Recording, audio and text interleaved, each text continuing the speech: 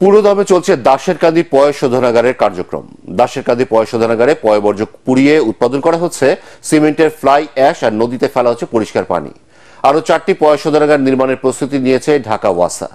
পাওয়ার China চেনগুর প্রতিনিধি দলের পরিদর্শন শেষে ওয়াসার পক্ষ থেকে জানানো হয় 5টি প্ল্যান্ট বাস্তবায়ন হলে নগরবাসীর শতভাগ উন্নত ও টেকসই পয় সেবা নিশ্চিত হবে। বিস্তারিত জানাচ্ছেন শফিকুল ইসলাম শামীম।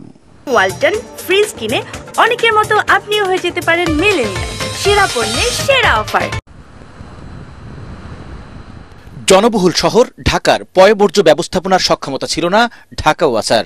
অধিকাংশ বাসাবাড়ির পয়বর্জ্য সুয়ারেজ লাইনের মাধ্যমে সরাসরি যেত খাল এবং নদীতে।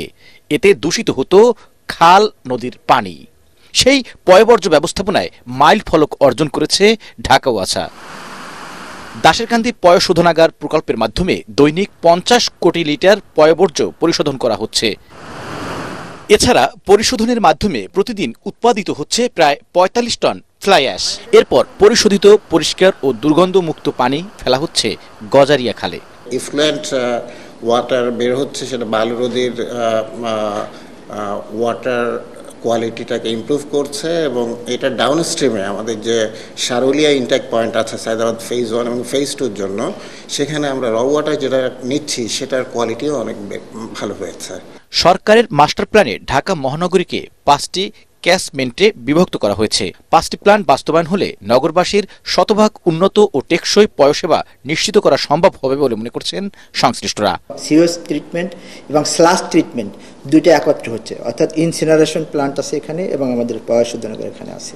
দুই ভাগে ভাগ হয়, একটা হলো পানি হিসেবে যায়, আর একটা হলো কঠিন বা স্লাদ হিসেবে যায়। সেই স্লাজটা আমরা এখানে ট্রিটমেন্ট করে এবং ফাইনালি ইনসিনারেশন মানে পোড়াইয়া আমরা একেবারে ফাইনালি যেটা পাই সেটাকে বলা হলো ফ্লাই অ্যাশ। সেই ফ্লাই অ্যাশটা এখন বর্তমানে সিমেন্ট কোম্পানিরা নিচ্ছে এবং তাদের র মেটেরিয়ালস হিসেবে ইউজ করতেছে। দাশেরকান্দি পয় শোধনাগার চালু হওয়াতে সায়দাবাদ পানি শোধনাগার ফেজ 1 ও ফেজ 2 এর ইনটেক পয়েন্ট শীতলক্ষ্যা নদীরও পানির দূষণ কমে গেছে অনেক গুণ। Dasherkandi Suarez treatment plant Dhaka ওয়াসার একটি অন্যতম বড় প্রকল্প। আর এই প্রকল্পের মাধ্যমে সুয়ারেজের পানি থেকেও সুপেয় পানি উৎপাদন করা যায় তা দেখিয়ে দিয়েছে ঢাকা ওয়াসা। পরিবেশ বান্ধব এই ঢাকা ওয়াসার প্রকল্পটি ভবিষ্যতে সুপেয় পানি সরবরাহের ক্ষেত্রে গুরুত্বপূর্ণ ভূমিকা রাখবে বলে মনে করছেন বিশেষজ্ঞরা। শফিকুল ইসলাম শামীম, এটিএন বাংলা, ঢাকা।